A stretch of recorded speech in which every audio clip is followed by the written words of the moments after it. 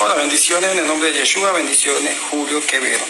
Aquí Julio Quevedo me etiqueta en un video de que están en diálogo preguntándole que cuáles de los tres dioses mueren en la cruz.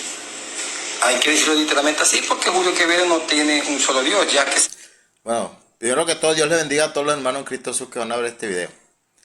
En esta ocasión vamos a hacer una refutación al pseudo maestro del griego Gregorio Rodríguez, quien utiliza el engaño y el error para tratar de demostrar un falso Jesús solo, que además fue creído y predicado por los apóstoles, pero también trata de ridiculizar los argumentos de mi hermano Julio Quevedo, utilizando engaños, falacias, porque es lo único que le queda, porque sabe que no tiene argumentos para defender lo indefendible. Aquí el amigo utiliza la falacia del monigote de paja, diciendo de que Julio Quevedo tiene tres dioses. Falso, falso. Lo que hacen estas personas cuando realmente no tienen argumento es utilizar esta clase de falacia. Bueno, ¿qué es la falacia del monigote de paja? Bueno, es cuando una persona hace una caricatura del argumento o de lo que el oponente cree, luego ataca esa caricatura que él mismo creó para dar la apariencia de haber refutado algo cuando realmente no ha refutado absolutamente nada. Entonces el amigo Gregorio Rodríguez no ha refutado a mi hermano Julio Quevedo, ni ha refutado a ningún trinitario, solamente engaña a la gente utilizando esta clase de triquiñuelas. Pero sigamos escuchando porque esta noche va a ser expuesto como lo que es un falso maestro.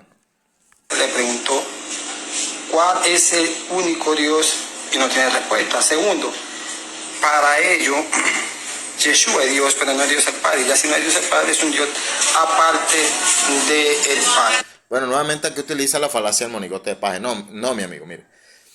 Usted dice que si Jesús es Dios, pero no es el Padre, entonces según usted tiene que ser otro Dios aparte. No, mi amigo. Esto es lo que demuestra una vez más es su desesperación utilizando esta clase de falacias. Lo que usted hace es tratar de dar por sentado como prueba definitiva algo que realmente usted no ha probado. Y es que usted debe de empezar por probar y demostrar de que el único Dios es unipersonal.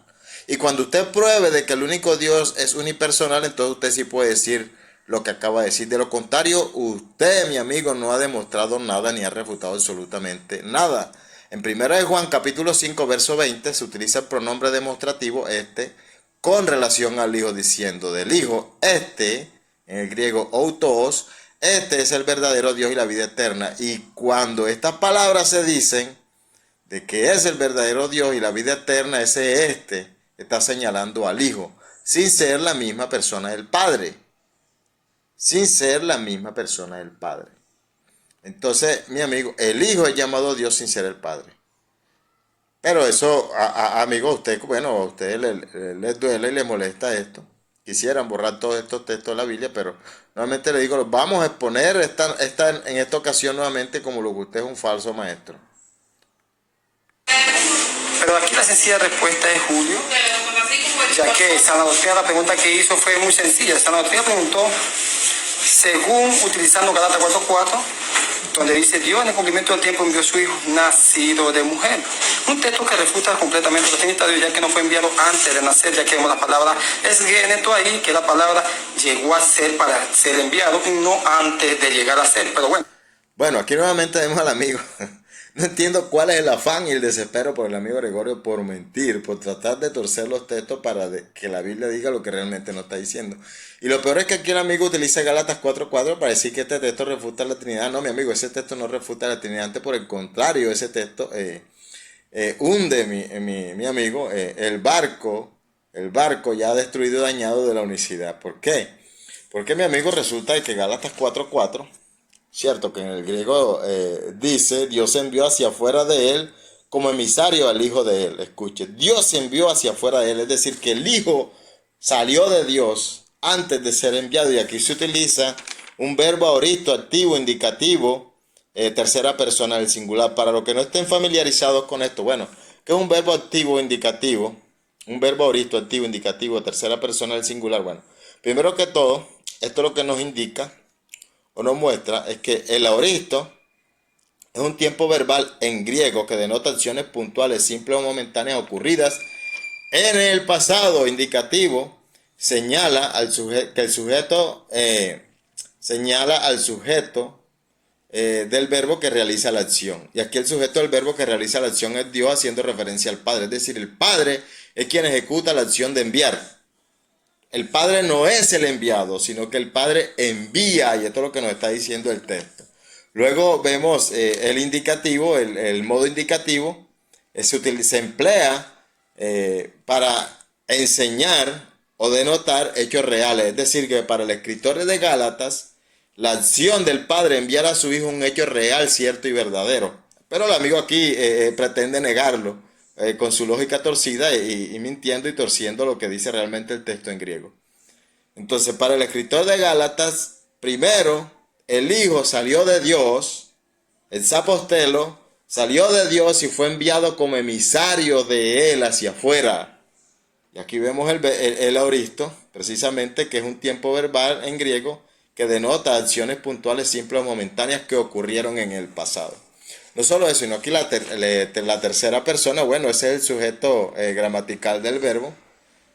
Aquí la tercera persona no es ni el oyente, no es ni el hablante ni el oyente, y bueno, el singular es la conjugación del verbo, es decir, que una persona realiza la acción de enviar, esa persona pues gramaticalmente es el Padre, que realiza la acción de enviar a su Hijo. Entonces, aquí vimos que el Padre, porque por cierto, allí en el griego no dice nacido de mujer, dice llegado a ser procedente de mujer. Entonces, antes del Hijo llegar a ser procedente de mujer, primero salió de Dios. El sapostelo primero salió de Dios y fue enviado, mi amigo. Fue enviado, indicativo. Los modos indicativos se utilizan para señalar hechos reales. Para el escritor de Gálatas, el hecho de que el Hijo salió de Dios y fue enviado por el Padre es un hecho real, cierto y verdadero. Pero usted pretende negarlo con su lógica torcida, amigo Gregorio. Pero aquí estamos para exponerlo como lo que usted es un falso maestro. Así que sigamos escuchando el engaño de estos maestros de la iglesia solo sin Jesús. Vemos que de sana doctrina no tiene nada de conocimiento y no se va a tratar ese punto. Yo te voy a poner aquí un texto, según basado a tu afirmación o a la afirmación del concepto trinitario, yo le voy a formular la pregunta, Julio. Miremos un texto y te formulo la pregunta cerrada para ver qué van a hacer tú, Towe y sana doctrina. No digo de los otros que están contigo, porque Juan Peña, Joel Moody y Eder Miranda en un en vivo hablaron de Dios con tres voluntades y tres seres distintos y diferentes, y ya eso son tres politeísmos, cosa que algunos trinitarios que estaban ahí, como John Félix, no compartió y le dijo que estaban errados, y unos cuantos que estaban ahí le decían que no podían enseñar la Trinidad con tres voluntades, tres seres distintos, pero allá entre ustedes tienen ese problema interno ahí de cómo enseñar su Dios trinitario. Vamos a mirar el texto bíblico.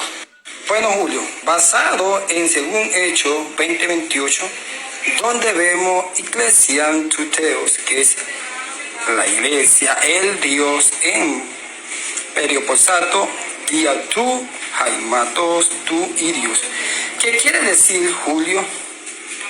Que Dios adquirió, redimió su iglesia a través de su propia sangre. Si tú miras, Julio, te lo voy a explicar así porque sé que tú no conoces eso. En esta la rayita negra es la palabra irio, que es propio, activo propio, posesivo propio. Y si miramos tus haimatos, que es su sangre, a través de su propia sangre, sujeto gramatical es el tuteos, que es Dios. Pregunta cerrada para ti, Julio. Según la Biblia, Hechos 20:28, dice en el griego, códice sinaítico más antiguo, que Dios compró su iglesia con su propia sangre. Pregunta para Julio Quevedo, pregunta para Towe y pregunta para sana doctrina. ¿Cuál Dios compró la iglesia? Opción A, el Dios Padre. Opción B, el Dios Hijo. Opción C, Julio, el Dios Espíritu Santo, según el pensamiento trinitario. Esperemos que responden, ya que se le está haciendo una pregunta cerrada, y si ellos no aceptan que aquí está hablando del único Dios, el Padre, ellos estarían diciendo que aparte de según Hechos 20:28 hay otro Dios. Bueno, aquí vemos nuevamente la otra falacia. No entiendo por qué ese desespero, mi amigo, recurrir a la falacia. El problema no es que su pregunta sea cerrada, sino que el problema es que su pregunta está estructurada sobre una falacia. Y es la falacia del falso dilema. Para los que de pronto no están familiarizados con esto, también se conoce como la falacia de la falsa dicotomía o falacia del tercero excluido. es cuando una persona les presenta una situación en donde usted solamente tienen dos o tres opciones, ¿cierto? Dos o tres opciones, pero las dos o tres opciones están sesgadas y son erróneas. Entonces lo que la persona o el oponente quiere hacer es llevarlos a ustedes o llevarnos a nosotros al error, tomando una decisión de escoger una de estas dos o tres opciones erradas para luego señalarnos y decir que nos han refutado cuando realmente no nos han refutado absolutamente nada. Porque es un error o porque es una falacia, en este caso la falacia de falso dilema. Primero porque el concepto de Trinidad nos enseña de que el Padre sea un Dios y que el Hijo sea otro Dios y que el Espíritu Santo sea otro Dios. Así que escoger cualquiera de las tres nos estaría llevando a un error. Aquí el problema es que el amigo, como le dije en un principio, tiene que demostrar de que el único Dios es unipersonal y no lo ha hecho. Entonces el problema no es que la pregunta sea cerrada, sino que está estructurada sobre una falacia, la falacia del falso dilema. Pero vamos a la Biblia, que sea la Biblia la que nos responda. Amigo, que sea la Biblia la que nos responda. ¿Quién compró a la iglesia con su sangre? ¿De quién es esa sangre derramada? Usted dice que es el Padre, pero tiene un gran problema, mi amigo. Tiene un gran problema porque sabemos que el Padre es espíritu, ¿cierto? Dice 1 Timoteo capítulo 6, verso 16, al único que tiene inmortalidad, atanatos, no tanatos, como usted quiso mentir en otro video diciendo que yo había dicho tanatos. No, mi amigo, atanatos, es decir, exento de muerte. No murió en el pasado, no muere en el presente, ni morirá en el futuro. Allí está hablando del Padre. El Padre jamás murió. Dice, al único que tiene inmortalidad, que habita en luz inaccesible, nadie ha accedido a ese lugar a donde está el Padre, dice, al cual ninguno de los hombres ha visto ni puede ver.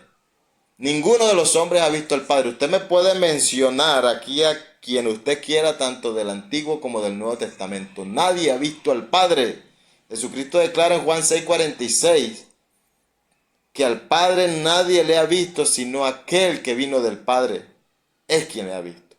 Entonces, usted le está robando la inmortalidad al Padre, una doctrina cardinal y apostólica, la inmortalidad del Padre y la invisibilidad del Padre. Le está robando tanto la inmortalidad como la invisibilidad al Padre, ya que según usted fue el Padre quien se encarnó y fue el Padre quien derramó su sangre para comprar a la iglesia. Y su doctrina es una doctrina que los apóstoles jamás creyeron y predicaron, de manera que usted está en una doctrina de error. Y sabemos que las doctrinas de error no vienen de parte de Dios, ya que la palabra declara que si alguien enseña otra cosa, sea anatema. Y usted está enseñando algo distinto a lo que enseñaron los apóstoles. Así que vamos, mi amigo, a Romanos capítulo 5, verso 8. Romanos, Nuevo Testamento, capítulo 5, verso 8, declara, mas Dios muestra su amor para con nosotros en que siendo aún pecadores, Cristo murió por nosotros, pues mucho más estando ya justificados en su sangre. ¿La sangre de quién? Volvamos a leer el 8. Mas Dios muestra su amor para con nosotros en que siendo aún pecadores, Cristo murió por nosotros. ¿Quién es Cristo? Bueno, aquí está hablando Pablo en el libro de Romanos, es quien escribe el libro, inspirado por el Espíritu Santo. Pero resulta que en Hechos 20:19 Pablo predicaba a Cristo en la sinagoga diciendo que este era el Hijo de Dios. Entonces, ¿quién es ese que murió por nosotros? Para Pablo, el Hijo de Dios. Ahora, ¿es el Hijo de Dios simplemente un hombre? No, dice Romanos 9:5 que Cristo es Dios por sobre todas las cosas. Entonces, aún cuando Pablo predicaba a Cristo en la sinagoga diciendo que este era el Hijo de Dios, también Pablo predicaba a Cristo diciendo que era Dios, reconociendo la divinidad y la eternidad del Hijo, algo que usted niega, mi amigo Gregorio. Y luego dice, pues muchos más estando ya justificados en su sangre, por él seremos salvos de la ira, porque si siendo enemigos fuimos reconciliados con Dios por la muerte de su Hijo. Entonces, ¿quién murió? No murió el Padre, murió el Hijo, y ese que derramó su sangre para comprar a la iglesia fue el Hijo de Dios. Algo que usted pretende negar con su doctrina de error, amigo Gregorio.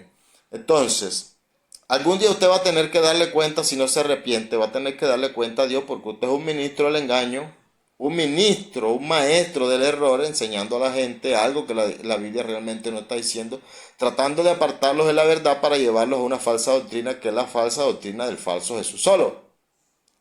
Entonces le pido a Dios que tenga misericordia de usted y lo invito a mi amigo a que se arrepiente y salga de esa herejía. Sin nada más que decir, Dios les bendiga.